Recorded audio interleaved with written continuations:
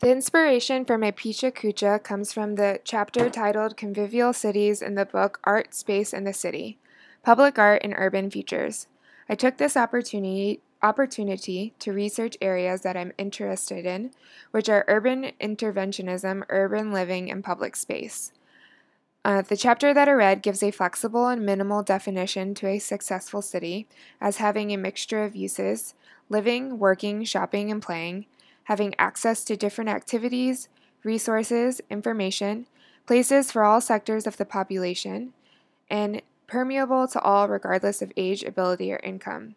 Also has protection and security, opportunity for people to personalize their own surroundings, private spaces offering the opportunity for personal expression, and public space robust enough to accommodate changes by their users.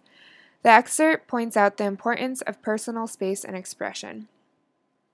There is an emphasis that in a democracy, public space is important because it's where social interactions occur.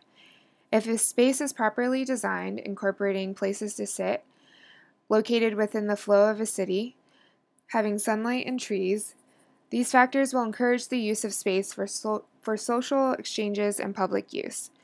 The excerpt categorizes art in an urban environment as either the integration of art or the intervention of art. The integration of art in a public space looks at public art as if it were art that belonged in a museum but is located outdoors, things that are of permanent nature and need supervision. Intervention is not as comfortable as integration because its purpose is political discourse and to disrupt illusions of consensus. This method redefines art as a medium for critical discourse, does not record urban experiences, but hopes to have an effect and change these experiences through provocative subjects of justice and community. Urban interventions are often playful and thought-provoking. Professional intervention is performed by artists, but urban dwellers also participate with graffiti, unofficial street murals, and altering of advertising posters. The next piece is called A Dialogue with Public Space by Robin Howie. It is a project that engages the general public with public space. The artist traveled around London, creating a series of typographic interventions within the environment. These interventions featured rhetoric statements which encouraged the viewer to question the nature and success of London's public spaces. JR is an urban interventionist who works anonymously by pasting giant images on buildings, trains, and bridges in public space. His giant images are often portraits that help confront and engage audiences when least expected and start a new conversation. His work as a catalyst for communication. JR often travels to far places that are dangerous, such as the slums of Kenya or the favelas of Brazil. He works with the members of these communities in order to collaborate with them and spread their stories. This image is part of his project Women Are Heroes, where he photographs females who play central roles in communities yet are the primary victims of crime. The inspiration for the Evoke series and many other urban intervention projects comes from the founder of the Situationist International, Guy Debord, who said that what changes our way of seeing the streets is more important than what changes our way of seeing painting.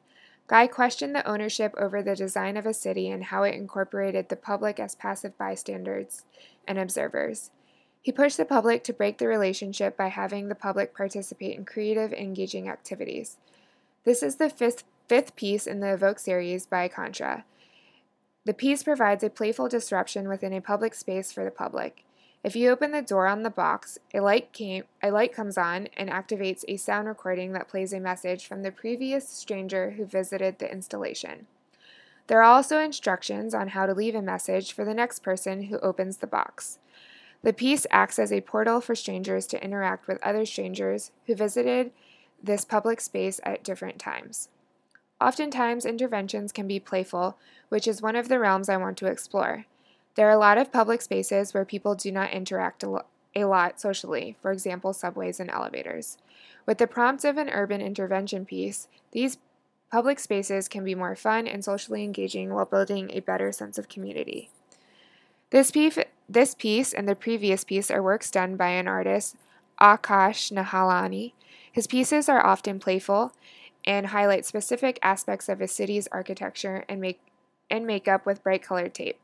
His work revolves around aspects of the city's landscape that are most interesting to him.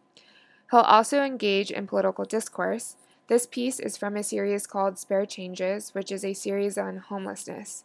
He has a focus on street art because there's a large commitment to interact and enrich the viewer, whether it's political or whimsical. Textual Healing is a piece by Paul Notsold from a few years ago.